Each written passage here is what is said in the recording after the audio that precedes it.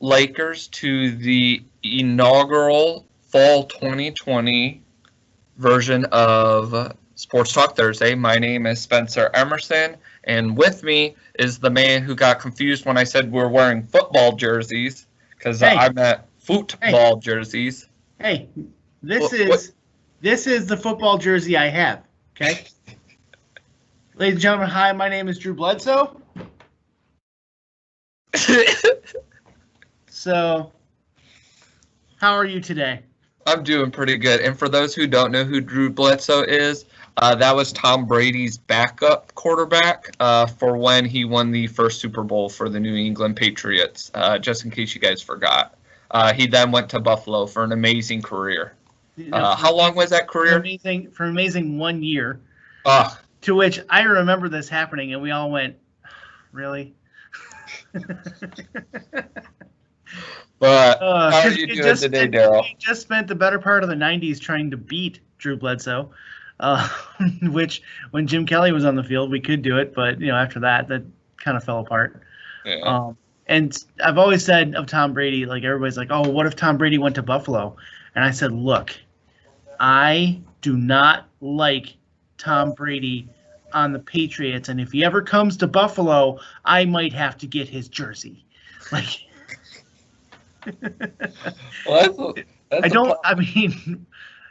it's tough when going into your division that you will not finish first, because it's just the way it is. Like, New England has had such a dominating team for the last 10, 15 years. Yeah. And it's hard to go into that saying, like, man, there's just no way. But now with Brady going to the Buccaneers, right? Tampa Bay. Yep. Going to Tampa Bay, we're starting to see, like, maybe Buffalo's got a shot at the top seed now. Well, you got a good quarterback. You got decent defense. You signed your coach long term, so you have this window. You have this 3-year window, but at the same time, the Kansas City Chiefs signed their quarterback for 10 years because they knew what they got. Well, see, and here's the thing. Here's the thing I love about when people compare Allen and Patrick Mahomes. These two are friends. Like, they're buds off field, even though they don't ever really play each other. They've got a really healthy rivalry going. They're trying to set up this for charity gig to see who's got the better arm. COVID things are kind of getting in the way there, but what you're seeing is this really fun, healthy rivalry of two buddies that are just really good at their sport and really good at leading their teams. It's unfortunate that they're both AFC and we can't see them go against each other in a Super Bowl. But hey, maybe the title, Yep. Maybe the championship. We can. That'd be a really. Oh man. And ladies and gentlemen, I told this to Spenser before we started filming. If the Bills make the Super Bowl, I mean, hell, even if they make the championship game, I will be going home for that because I'm not missing that party. It's been 20 years of straight up heartache, and the last 3 with Sean McDermott have just been hope personified. And it's amazing that they just signed him to a contract extension when he has 2 more years on his contract already. So he's good through 2025, and that just shows a lot of faith in him from the owners. And I'm really hoping that they also bring back Brandon Beane, our GM. He's got a couple years left on his contract, and I imagine now that they've signed Sean McDermott for an extension that they'll do for Brandon too, because what McDermott's doing on the field, Beane is doing for the organization off the field. And he's been absolutely hands down the best GM we've ever had. Yeah. So, well, with that, a lot of times your GMs and your head coaches are married to each other. They when they succeed, they both get their, increases. When they don't succeed, they're both fired pretty quickly. Yeah. And these guys came in together with the idea of, look, it's not about us, it's about the Bills. Yep. And it's about the team, it's about the fans, and that really shows in the decisions they make during the season and off season. It's really fun to have a team that is functioning well, even though they're not winning in the playoffs. They're finally going back to the playoffs. They're finally functioning well. It's fun to watch the games again. It's really cool, and a lot of my friends back home are season ticket holders again after having dropped them. So it's pretty cool. Yeah, and that's the part again with a GM and a head coach. It's like any restaurant. It's front of house, back of house, but it's the overall experience is what you're going to get. And so let's transition into the world of the NFL, and we're about a month away from the first game. What are you most excited about? What do you think is going to happen? Rookies that you're looking forward to? What do you think? One thing I always look forward to every year that I'm a little disappointed about is preseason. I love watching preseason games because you don't have that same. It's not always your first string guys. You have some of your third and fourth string guys that are getting a chance to shine, and you really get a preview into who's tomorrow's stars are going to be. But every single preseason game has been postponed because of the pandemic. So I'm a little bummed about that. The Falcons were supposed to be playing Miami. Their stuff's been postponed. Their first game, their home opener, is now on September 13th, and that's against the Seahawks at 1 p.m. You can watch that on Fox Atlanta or via Hulu Sports or the NFL Network. But yeah, my biggest thing right now is that I don't get the fun preseason games and find out who to watch. I think that's so funny because it's the opposite for me. I'm bored. I want to see a game that really matters. If you want to have a preseason, do those mixed practices that they do where both teams come together and they mostly just fight with each other in a practice. I enjoy that more than the preseason games, but that is also because as an athlete, I was nothing about practice and I was everything about the game, which is why I also was not a very long-term athlete because I did not practice. So that was my bad, and I know I'll take responsibility on it. I'm not going to blame the coaches like everyone has ever done, but that's still fun.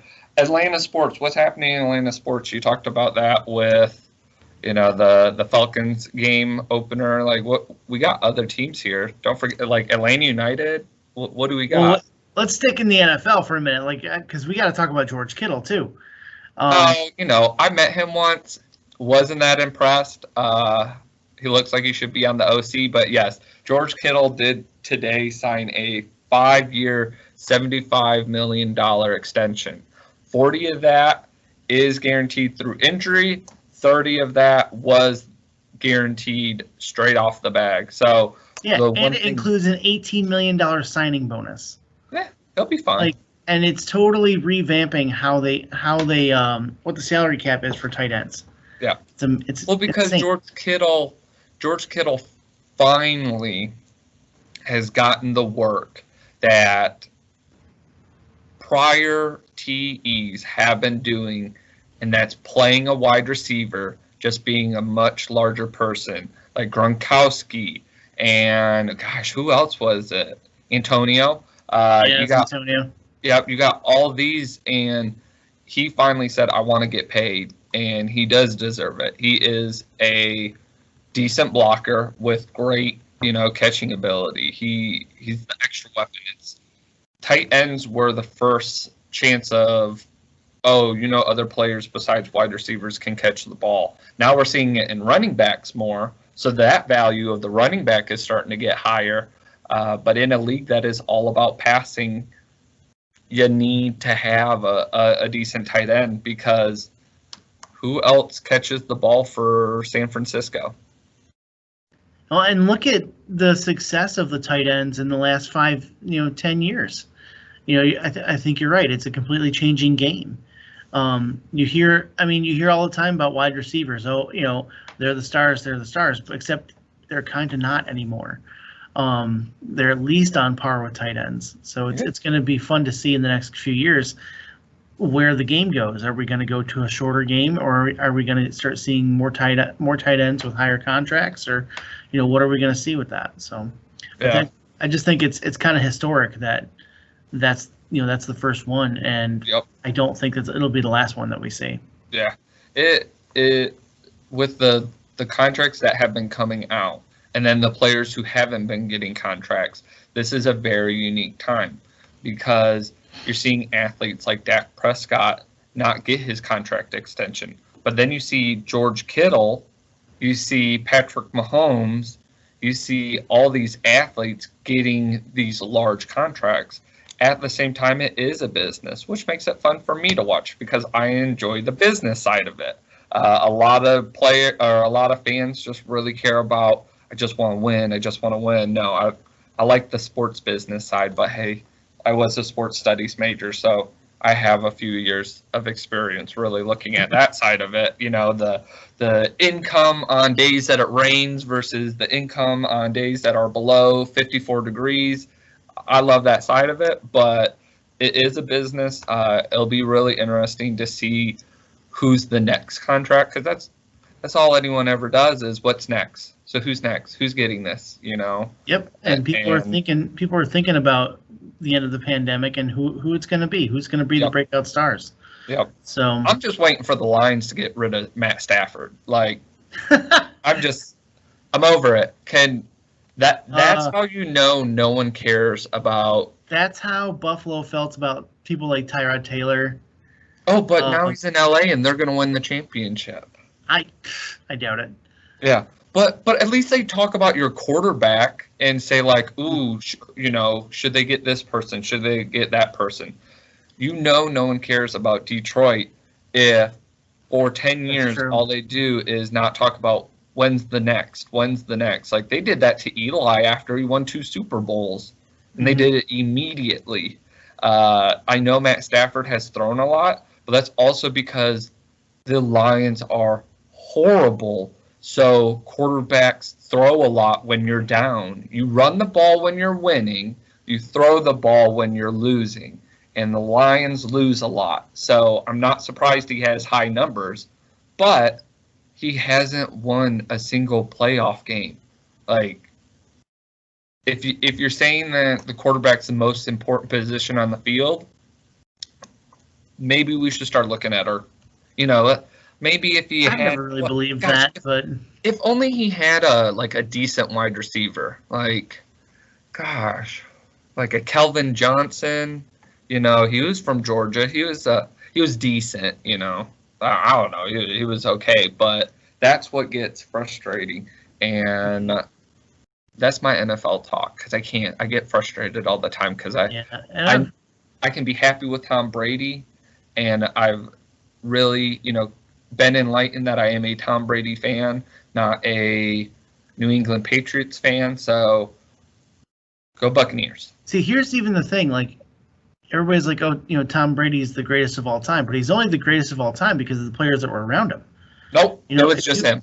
If he didn't have Gronk or Wes Welker or any of those guys that were actually catching the ball, he wouldn't have the stats that he has. The reason that a quarterback is good is because of the players around him. He can't carry the team on his own. He can lead the team, and he damn well better. But unless the other players are performing around him, unless he has a pocket that's going to give him time to throw, unless he has somebody that's going to catch it on the other end, he's getting nothing but interceptions, incomplete passes, and sacks. But the quarterback's a running position. Only if you're a runner. Come on, Lamar Jackson's the number 1 player in the league. No. But this is why I like Josh Allen, is because he can scramble. That man, he reminds me a lot of Doug Flutie with how much he can scramble.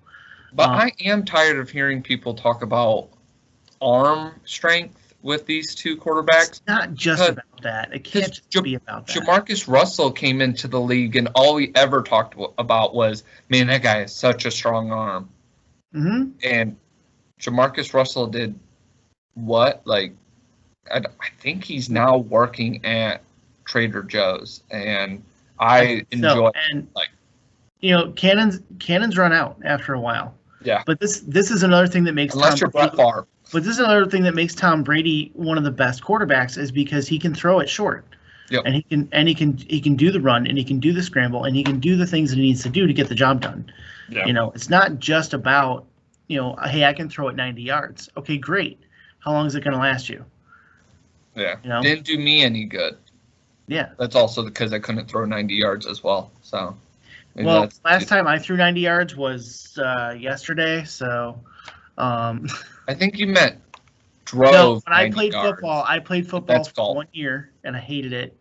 I played football. I was the defensive nose tackle. I did that in 8th grade, and I hated it because I joined up because I loved playing backyard football with my brothers and my dad. And that is a lot more. It's a lot looser. Like, okay, we're gonna call the play on the fly. I didn't want to join a team and then have homework to learn a playbook. Like, But you were the nose guard. All you had to do was run forward and go left or go right. That's it. See, and that's the thing though. Like my defensive coach was always like, "No, it's not your job to tackle the quarterback on this play. It's our other guy." And I'm like, it should be all of us trying to get that guy, right? Like, yeah, for the team. And I had 2 sacks that year, and I thought that was great. But other than that, I just didn't really care for the game. No, I gotcha. Well, I went back to actual football after that and played soccer. True. So you got to do that. We'll talk about my soccer career another time. Oh, come on, we got to talk about that every day. I played 4 years in high school. I scored 1 goal because I was left side defense and I scored off a corner kick. And it was against our rival team, so I'm like, yes. All right, I'll take it. The thing it was me and one of the strikers, one of our strikers, Travis, and we were the only 2 that saw the ball go into the net. So like we're celebrating, and everybody's like, "What are they doing?" So like, I don't get what those guys are doing. Yeah, Travis like, he scored, guys. Let's go. Like, it was funny. Well, going from football to football to football, college football has been making a lot of news this week. Ooh, yes. 2 of the Big 5 conferences have decided to cancel. First, I would like to give credit to the MAC and the MACtion. That is which is our Midwest Football League. I went to a MAC school, Central Michigan University, and they decided this year to cancel fall sports. Either side of it, we were told by our governor, we were told by multiple people, if you want to have college football, wear your mask. And wear your mask. That's what we're still trying to grow. But with having the Big Ten and now the Pac, gosh, are they Pac-10, Pac-12 yet? Gosh, what? I believe it's Pac-12. Yeah, Pac-12 now. See, the Big Ten has 12 teams, but only calls themselves the Big Ten. So I get confused between the marketing and everything like that. But with this decision, you're looking at 2 of the conferences that have the most restrictions when it comes to coronavirus and are taking that charge of, hey, we're doing safety over this. I also believe this is a big money thing. With all these restrictions and all this doubt, college sports cost a lot of money. Yep. There are only 10 programs that make money through college sports, and those are Ohio State, Michigan, Alabama, Florida, Texas, Oklahoma. There's not that many. Like, that was 7. I don't remember the 3. Just so in case anyone was counting. We're not going to quiz you, don't worry. Okay, good. So when you have those type of schools, the University of Michigan, yes, will make money. That's all on concessions, merchandise in the stadium, outside the stadium. There's the same number of merchandise racks there is concession stands and restrooms within, the big house. And so they're doing the safety. They know the protocol. Today or yesterday, Nebraska finally said, oh, yeah, we're in the Big Ten Conference. We'll try and not play outside of it because you're right. This is a conference decision, not just an individual school. Because if you get to do the shared revenue because of the conference, you shouldn't then just decide to leave because you don't always agree with what they're doing. Like there's a reason why you joined the Big Ten, and that's because it makes some of the most money in college sports. Because I'm from the North, so there's not just college football. Like the hockey, the basketball, the baseball, like that's a continuous revenue, and they just need to take a pause Everyone wear your mask, and if we behave during the fall, we'll get sports in the spring. Because well, we said in the spring, if we behave now, then we'll have stuff in the fall, and look what happened. But so if we behave in 2020, we'll get to go to 2021. We'll have a good one. But Purdue's head coach did come out with an 8-game idea for spring football, because people talk about the inconvenience, and it's not an inconvenience. They're talking about health and safety. Like, safety shouldn't be an inconvenience. It's the same way that seatbelts were back in the day. It's uncomfortable. It rubs my shoulder. Oh, I don't like that. Oh, let me put it on, but put it behind me. It's a changing time that we're going to have to change with. It's just a change in time. This one can be temporary if we just just follow it. So it could be pretty good. But this 8-game series, they're looking for this this new tournament style, so that way players can play in the spring, still get viewed from NFL coaches and NFL scouts. And it'll just push back the NFL timeline a little bit. And that's not that big of a deal. There's enough break in between there that I like the idea. I like the 8-game series. It gives you an opportunity to highlight the main sports. And I'm at least happy. This is 2020, the year that Michigan did not lose to Ohio State. I'm going to make that shirt. I'm going to wear it proudly. And the streak is broken. Even if they say we didn't have any football, it doesn't count. Still counts in my playbook, and that's all that matters to me, which is the exact mentality that a lot of people have about everything. Make that shirt, though. You have to make one for Dr. Abdullah and send it to him. I will. I'll be like, it'll be 2020, the year we didn't beat Michigan, and That's how we'll get that. But in other sports, we don't just talk about football here on Sports Talk Thursday. The MLS's back tournament just ended. With our champion, it's going to be the Portland Timbers out of Portland. In case you don't know where Portland is, it's on the west side, not the east side Portland, the west side Portland. Oregon is where I believe it's Oregon. Is it Oregon? I don't know. Yeah. Oh wait, Orgeron. That's the that's the coach. Yeah. There we go. Sorry, I get it mixed up. But if you're not from there, you're definitely saying it wrong. Yeah, 100%. Well, that's like how people in Pennsylvania try and trick you into calling it Lancaster, just so that way you say it wrong. It is Lancaster there. No, I used to live in Lancaster. I used to live in Lancaster. When? In the summer of 2015. Okay, that was long after I left there. Yeah. I lived there from 2009 to 2012. See, we were so close. And it is Lancaster though. And here's the thing, I can say that because outside Buffalo there is a Lancaster. Yeah. So it's all dialect. Anyway, let's get back to soccer. Yeah. Sorry, you're coming from being from Michigan. We have cities as Sault Ste. Marie, Petoskey, Grand, there's a Hell, Michigan, Kalamazoo. We have a lot of funny names. You're preaching to the choir, okay? Like Skagit, Tonawanda, North Tonawanda. Just throwing North in front of it does not make it that amazing. Yes, it does. So with the MLS, trust me, when it comes to Tonawanda and North Tonawanda, you want to know which one you're. I know that. Okay. Why don't they just combine them like everyone keeps saying to do to Dakota? No. So that's like a Pawnee Eagleton kind of thing. Like with the MLS's back, Portland beat Orlando. So again, Atlanta United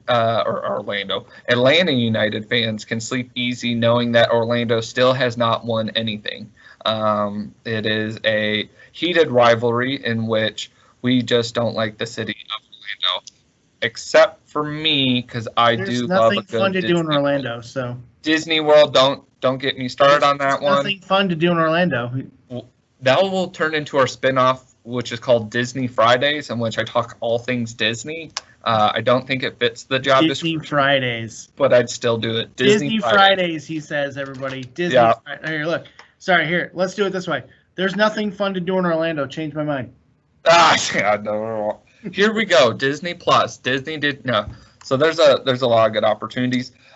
With the bubbles that they're starting to do in all these different sports. We've seen MLS did the bubble, WNBA, NBA have been doing these bubbles in which they keep it, we're here, we're on this perimeter, this is where we're at.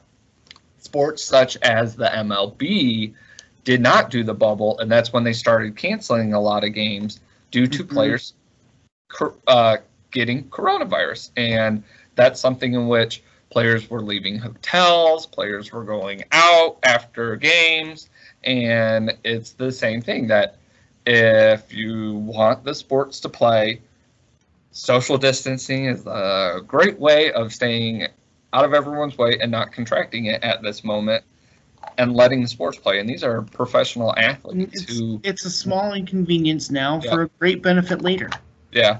But it's always funny when it comes to athletes because their bodies, their health is their profit. Like that's their job, is to keep and maintain. You know, if you're going to lift weights, if you're going to eat healthy, you're going to eat these different diets. Why is this, the confusion part for athletes? But yeah, I don't know, it's a confusing part for a lot of people, but I'm enjoying where sports are going. I think it's okay to take a break, just watch some reruns. I've been watching a lot of Atlanta United reruns while they have the opportunity for in-person games. I'm a season ticket holder. I opted out for this season. My season tickets, I said I'd like the full experience. While I enjoy, sports with all my heart, I was a sports studies major. I work in college recreation. I can wait. And usually I'm one of the most impatient people in the world. So if I can do it, I love watching sports, but I don't understand season ticket holders at all because, and this is just me, because I get into a crowd like that and I immediately am just like, nope, I want to go home. And I'm not an introverted person, but for me, it's a just kind of a crushing weight of humanity. Yeah. Where I'm just like, oh my God, there's so many people here. well, with Atlanta United, I also came from northern Michigan, where it was 5 hours to Detroit, 6 hours to Chicago, where those are the only two cities to go to. So all my sports were watching either small sports that no one cared about or having to travel, a quarter of a half of a day just to watch something. And if I go there, it's either a half day of travel, and that's just being in a car, or we have to, spend the night in the city. And Chicago and Detroit weren't fun cities to spend the night in the 90s and early 2000s, which is, not their fault. But I got a little bit lucky, though, when I was a kid, because we would go to Bison's games in Buffalo. If you don't know the Bisons, they're the AAA club for the Blue Jays, which we'll talk about them in a little bit. But my dad had season tickets along third baseline. Nice. And there was never anybody there. Yeah. So it was great because anytime there's a foul, I had 20 foul balls because there was never anybody there. And my grandfather lived 5 minutes from the field, so we could go and if we needed to stay the night, we could stay there. So we got really lucky with that kind of stuff. And I do love going to those kind of games because there's not that many people in the stands, so I can kind of handle it. But there's something about going to a baseball game as opposed to watching it on TV. Oh, yeah. I love going to a baseball game. When you talk about the small atmosphere, I used to go to Rome Braves games. And my favorite thing to do in the world was heckle because I could hear my own voice, and that's something I do enjoy. And I was once told by a nice person, she said, "Will you please stop being so mean?" And that's because I was saying, "Hey, first base, you have a hole in your glove," or "Oh, almost got it." And then she asked me, and I said, "My bad," and I was quiet the rest of the game. So all you have to do is ask. I can't heckle at all. I feel bad. I heckled one time at a high school football game, and this guy turned to me and he was like, "Have some class," and I'm like, "I didn't know I said anything bad." So I won't do it again. Oh my gosh, that one stuck with me. But talking about baseball games, what did you want? What were you going to bring up about it? Because we have a few minutes. Oh, okay. So we'll get into MLB in a minute, but so right now, one of the cool things that's going on in this league is that with the pandemic, certain teams are outside of the country and can't travel in right now. So before the border got shut with Canada, the Blue Jays found a new home, a temporary home in Buffalo at their farm team. And they've been welcomed at Salen's Field, which is, like I said, it's AAA club, for the last few games. And it's a little unclear how many games are going to be played there. Their statement is simply that the majority of home games will be played there.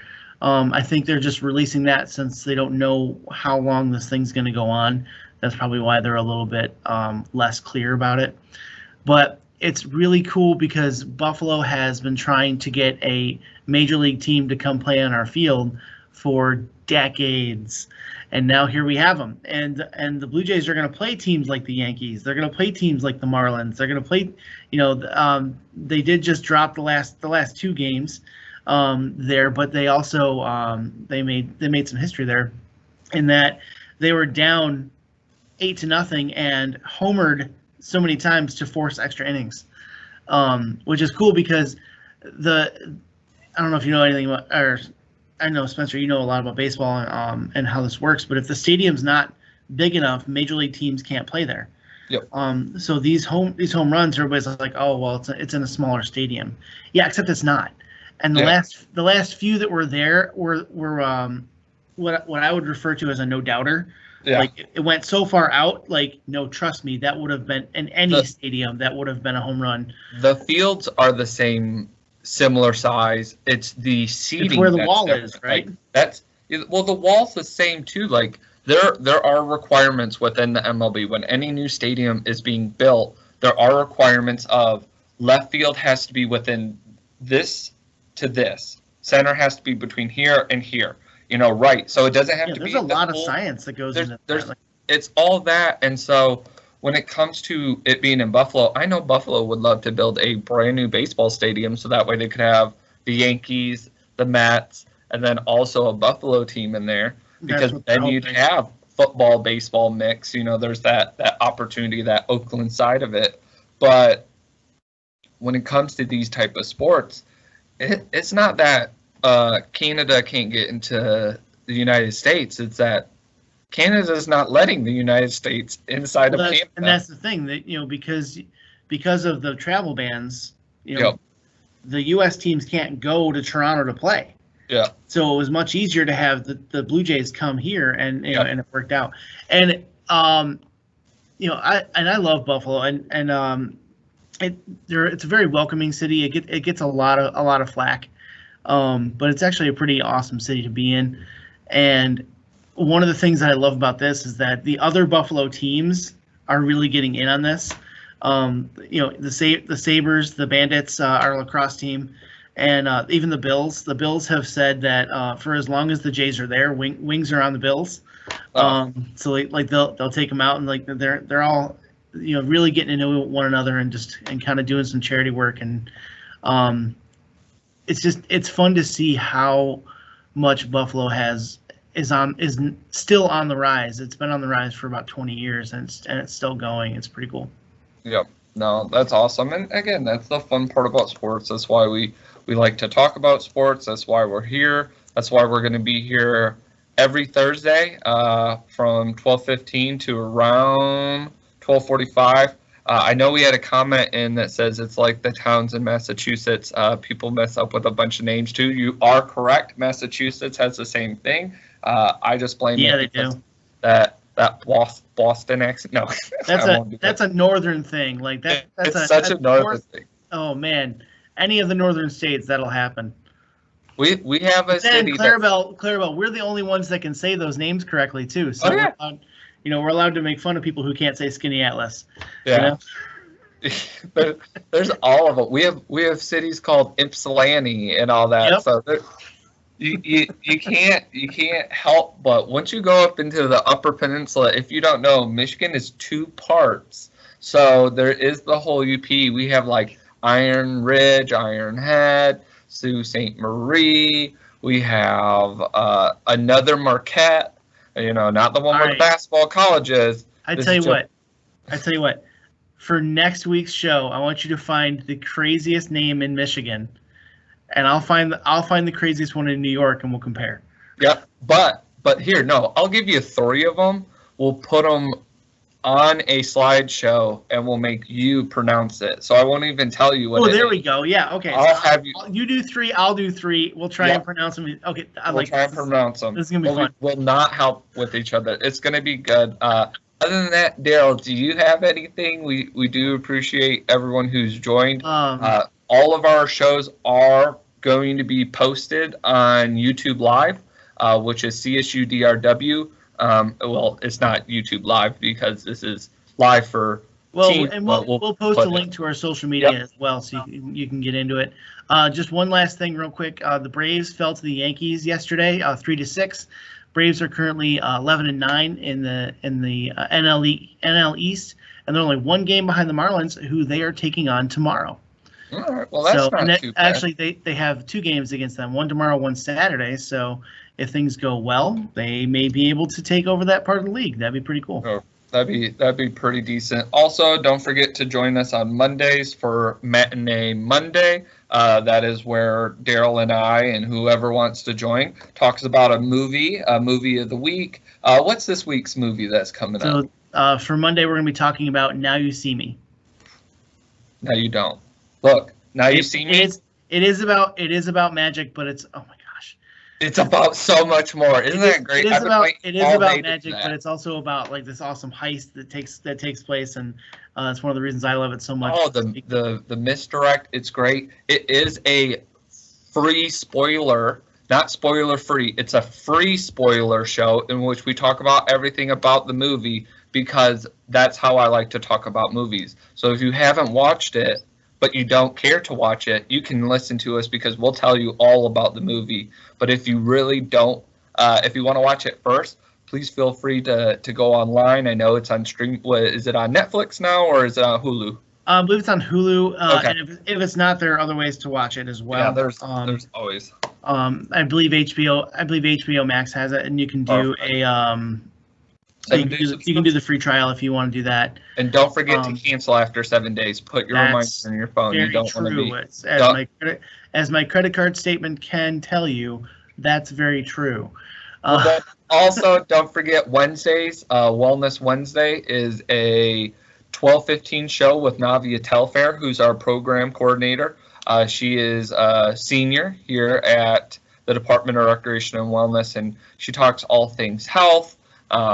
In a variety of different topics. It's not all about gaining muscle or losing weight or eating this or not eating that. It's a pretty good time to ask questions, to have goals, to say how can I, or what could it be a good decision. It's a really decent show. So we're excited to have all this virtual content while the SAC is open. From 8 to 6 Monday through Friday. We still try and give more opportunities for us to connect as a campus. And this is one of our opportunities because Darrell and I already talk about sports. So why not make this an opportunity to talk to more people about it? So we appreciate everyone who joined. Make sure if you have any questions or you want to talk about something next week, you can always send us an email or send us a comment within this link. And other than that, we're ready. Like, I'm excited for MLS is getting back. Football hopefully gets started. We can do this. We can do this. You know what? If we have to, we can just we can maybe live stream you and me playing foosball downstairs, and just. I think people may actually leave the university if we start they might, because I cheat, so. Yeah. Now, air hockey, that would probably be me, but. Oh, that's okay. We could do a little bit of both. That'd be fine. We would just have to find music to play. If you're joining us and you're in the chat line, I just put our email addresses up there. If you have any comments or topics you want to do, or if you'd like to join us on the show. Rain, hey, how's it going? Nice to see you again. Thanks for coming back. Rain, are you waving, or do you want to talk? Oh yeah, you're waving. Okay. Rain found a way to not talk. I enjoy it. The technology that people learn. Clarabelle, it's very nice to meet you. We hope to see you next week. If there's anything we can do to make this a more exciting time. Hopefully, she said she does like the movie Now You See Me, so maybe she'll join us for Monday. It's not required, but it is. We're not going to accept anything else. So that's and if you want to jump on and give us your feedback on the movie and your take on it, that we'd be very happy to have you.